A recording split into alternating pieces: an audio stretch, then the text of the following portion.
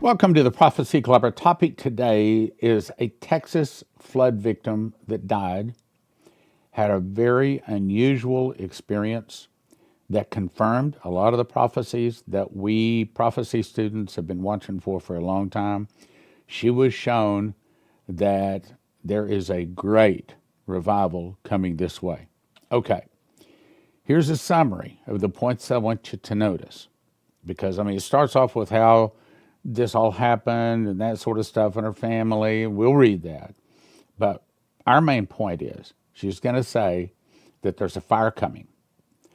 The fire burns the money to dust, melts cars, burns clothes to ashes. What's that sound like? Either a suitcase nuke or maybe a full blown nuke. There'll be food shortages, a shaking, and I think that's the earthquake, hardship. We've heard a lot of prophecies on that. Then great revival, just like Shane Warren and others have been told. And that's the reason I bring it to you. Okay, so this is her. Texas flood victim dies, and Jesus shows her exactly what is coming next to America, a near-death experience. My name is Katie, and I'm 38 years old, and on May 17th of 2024, I drowned in the floodwaters that destroyed my home. I've lived in Texas all my entire life, where I'm a mom and a sweet 9-year-old daughter, Lily, and work part-time at the local library. My husband, Brandon, is a good man and a high school football coach. Our life was ordinary, filled with Friday night games, Sunday church services, arguments over what to watch on TV, and constant worries about bills. We weren't rich, but we had enough. We had love. I never expected anything extraordinary to happen to me. I was just a mom and a wife, living a quiet life in a small town most people have never heard of. For 3 days straight, the rain fell relentlessly. It wasn't just rain, it was a wall of water that wouldn't stop. The news called it a once-in-a-generation flood. For us, it was the end of our world. The creek behind our neighborhood, where Lily and I used to skip stones in the summer, had turned into a raging, angry river. That morning, an evacuation order came. We scrambled to grab what we could, photo albums, Lily's baby blanket, important papers, but the water was already at our ankles, then our knees, cold and muddy, smelling of wet earth and fear. Brandon was trying to start the truck, but the water was rising too fast. Katie, we have to go now, he screamed, holding Lily in his arms as she cried, her face buried in his shoulder. I was grabbing our cap patches, trying to stuff him into the carrier. Then a wave, dark and powerful, smashed through our living room window, shattering the glass. It knocked me off my feet. The cold shocked me. Like being hit by a car, I went under, surrounded by a blur of brown water, debris, chaos. I couldn't tell which way was up. My lungs burned as I fought and kicked, but the current was too strong, like a giant invisible hand holding me down. All I could think about was Lily, her big blue eyes. God, please let her be okay. Save my baby. That was my last prayer. Then everything went black, and the world fell silent. The roar of the water, the burning in my lungs, the panic all stopped. I felt a gentle pull, like a feather lifted by a soft breeze. When I opened my eyes, though I didn't realize I had closed them, I was no longer in the water. I was floating, weightless, above my house. I could see everything. The roof was barely visible, surrounded by a churning, muddy sea. Brandon clung to the top of his submerged truck, holding Lily tightly as he screamed my name, his voice raw with pain. Lily wailed, a sound that broke my heart into a million pieces.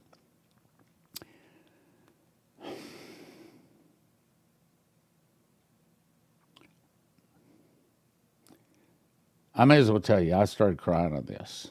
This busted me up. So I'm going to try to make it through this, but there I got some Kleenex handy. Holding Lily tightly as she screamed my name, his voice raw with pain, Lily wailed, a sound that broke my heart into a million pieces. Yet strangely, I felt no heartbreak, only a deep, impossible peace. It made no sense. My family was suffering below, and I was watching, enveloped in calm.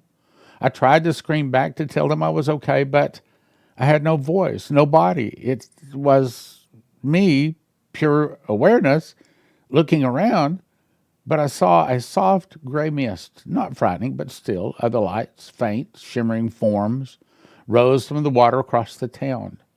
Souls, apparently, which I knew instantly was from others that were drowning. One of the ones that didn't make it either. A clear thought came to me. So, this is death. There was no fear, only quiet acceptance. The gray mist parted like a curtain being pulled back. In the distance was a light. Not like the sun or a bulb, but alive, made of pure, unconditional love. I was drawn to it, wanting to be in that light more than anything I'd ever desired. As I approached, it took the shape of a man, tall but not intimidating, wearing a simple, shimmering, cream-colored robe. His dark, shoulder-length hair framed olive skin, but his eyes were unforgettable. They weren't just like a color, they were everything. When he looked at me, my entire life flashed before me, not as a movie, but as a feeling. Every joy, mistake, secret shame, quiet kindness, he saw it all without judgment, only understanding, and a love so deep it felt like it was healing every broken part of my soul. Tears filled my eyes. Though I had no physical eyes to cry with, I knew who he was without asking. The word formed in my spirit, Jesus. His voice boomed inside my chest, warm and kinder than I'd ever heard. Katie Ann, he said, my name surrounding like a beautiful song. Welcome. Peace be with you. I couldn't speak, just floated in his presence. All my worries, bills, car repairs, petty arguments felt insignificant. All that mattered was this perfect, all-consuming love. He smiled, and the light around him grew brighter, comforting at home. I'm dead, aren't I? I finally managed to ask. Your life on earth is over, he said, gently. But you are more alive now than ever. He held out his hand, and though I had no physical hand, I reached for him with my spirit. The gray mist dissolved, and we stood in a place of clarity, where truth felt solid. Where are we? I asked. A place of understanding, he replied. I have something to show you, something you must take back. Take back? I was confused. But I'm dead. I saw my family. They think I'm gone. Your journey is not yet finished, he said, his eyes full of compassion. First, you must see what is happening to the world you came from. So many of my children are lost, distracted, afraid, and have forgotten how to listen. He turned, and the space before us became like a giant window. I saw America, not a map, but the living country buzzing with life. A spiritual darkness like thick, ugly smog clung to people, buildings, and the land itself, swirling around schools, government buildings, and even some churches. What is that? I whispered. It's fear, division, and pride, Jesus said sadly. It is the noise of the world drowning out my voice. The enemy has worked hard to build walls between my children. He showed me a family in their living room, physically together but miles apart. The dad scrolled on his phone, face blank. The mom watched angry news broadcasts. Their teenage son was lost in a violent video game, and the little girl watched a tablet show teaching things contrary to goodness. The dark smog fed on their distraction, anger, and isolation. They're starving for connection, for love, Jesus said, but feeding on poison. They argue over colors, red and blue, while their souls turn gray. He continued, this is why the storms are coming. Okay, that's the first one. The storms. Now, we're in the middle of a lot of storms around here, but listen to what he says. This is why the storms are coming, Katie, not just of water, but of fire. What's he talking about? We know there's prophecies of suitcase nukes, 38 of them. We know that there's 7 prophecies saying the big bad nuclear weapons from Russia hit us also. Is that what he's talking about? Yeah, probably both of them. But a fire and a shaking. We also know there's an earthquake coming. If we split Israel, God is going to open up the Great Lakes all the way down to the Gulf of Mexico. That's going to cause a lot of hardship. Now let's back up.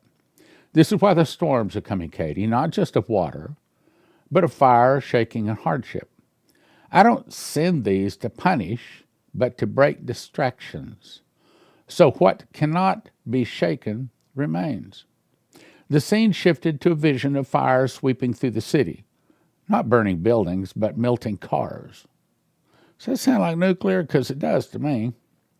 Not burning buildings, but melting cars, turning designer clothes to ash, and reducing money to ash. People ran, not from the fire, but from emptiness, having lost what they built their lives on. Remember, Coverstone said that people were crying when they saw the dollar falling apart. Others were rejoicing to see the dollar fall apart. That's probably what it's talking about here.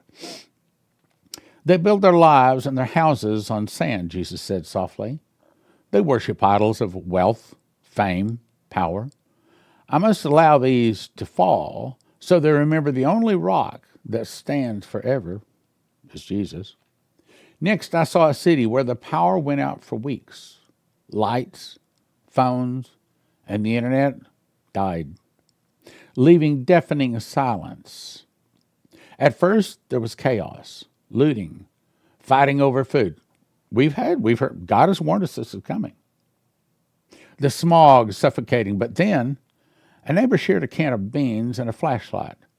Strangers huddled together around fires. Coverstone saw this. Several others saw this.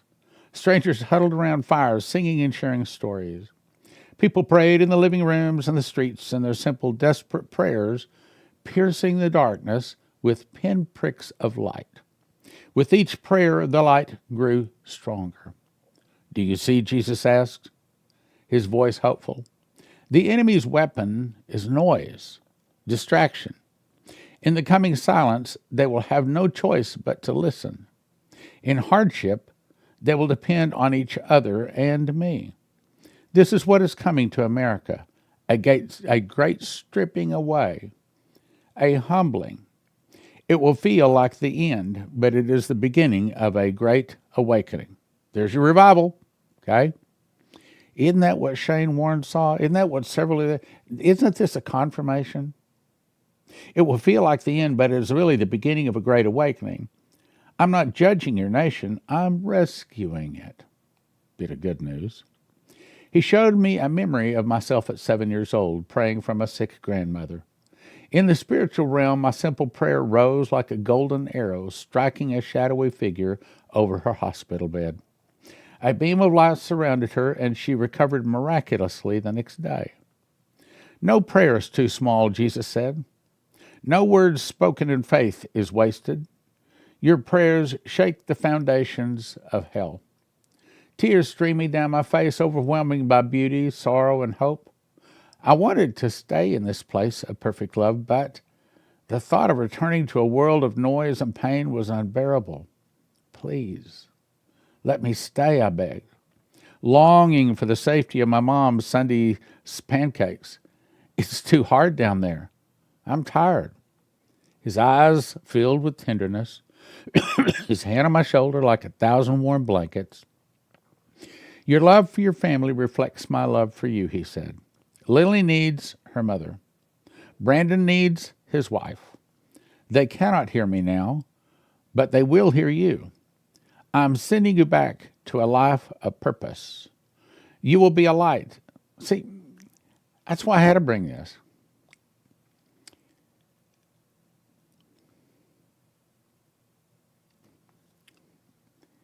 You're the light. You watchmen. You watchmen that can endure what you hear on the Prophecy Club. I know that a lot of you are probably crying right now because you know you've been called. You've been called to be a soul winner. You've been called to teach that prophecy and to warn the people, and this is speaking to you. I'm sending you back to a life of purpose. You will be a light, telling them that I love them, that I'm not angry, and that I am coming. Tell them to prepare their hearts, not to be with canned goods or bunkers, but with prayer, forgiveness, and love for their neighbor.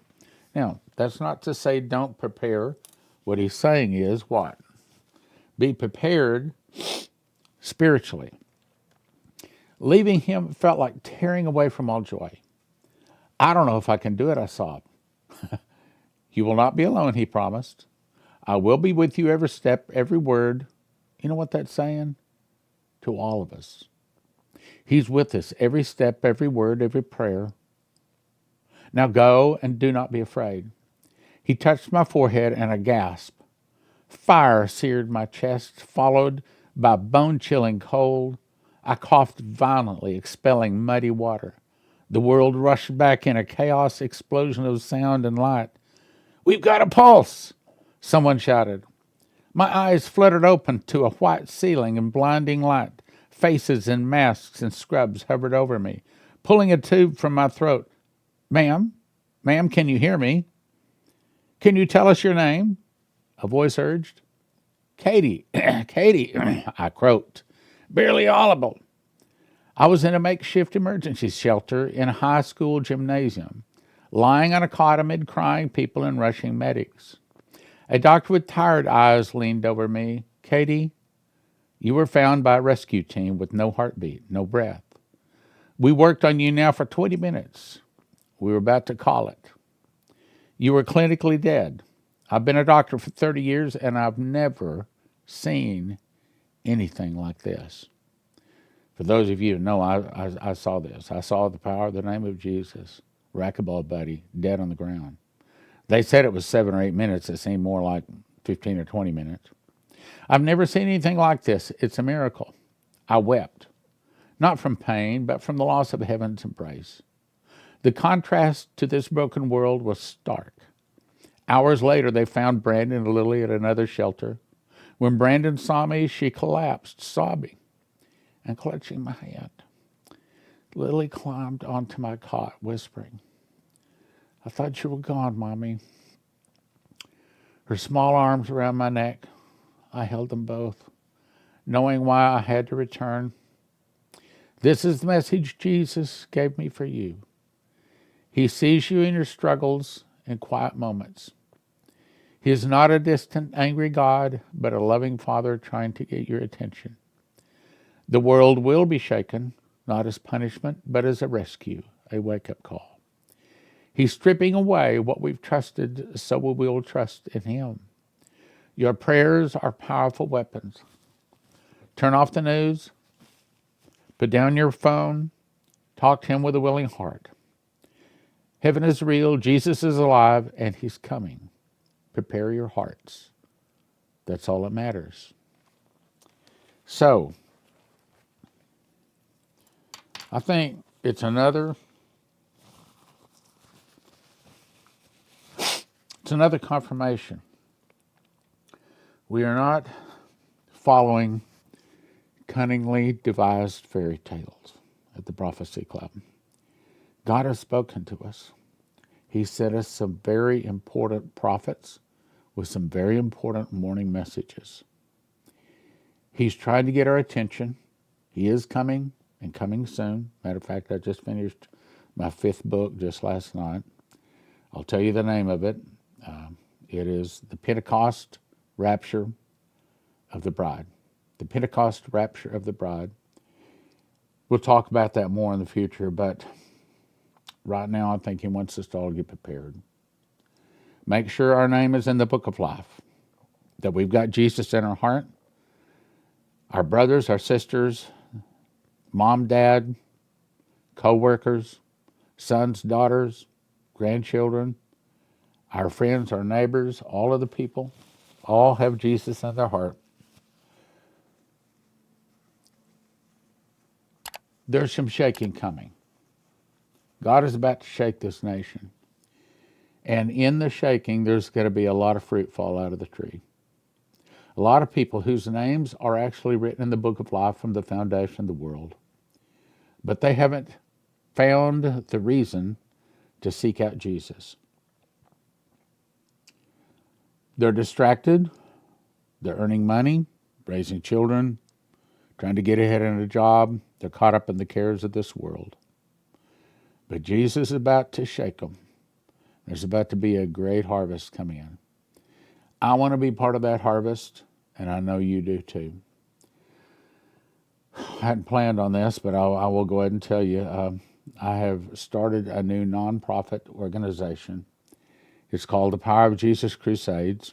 We've got a new website, powerofjesuscrusades.com, and I have the video up there of me explaining about why I feel like God has called us to start more crusades and that they're going to sports stadiums. That's what He's shown me. And I also just made another video talking about where we're going to get the money to spend all the money for the advertising and the sports stadiums, because winning souls costs money. The devil makes money tearing people away, and God's kingdom spends money trying to win them back. Strange thing, but that's the way it works. I'm not ready to talk about Power of Jesus Crusades more, but in the next few days to a week or so, I'll talk about it and tell you what we're doing. In the meantime, I'm called to raise up an end-time army of prophecy teachers working sevenfold miracles, and I want you to be a part of it. Speaking of, if you can help us here at the Prophecy Club with your gifts, your prayers, that would be very much appreciated. We invite you to the Prophecy, Healing, and Deliverance Conference, September 11th through 13th, and I have my lovely wife, Leslie, going to tell you what she's going to be talking on. Leslie? Yes, I'm going to be talking on the role of a prophet.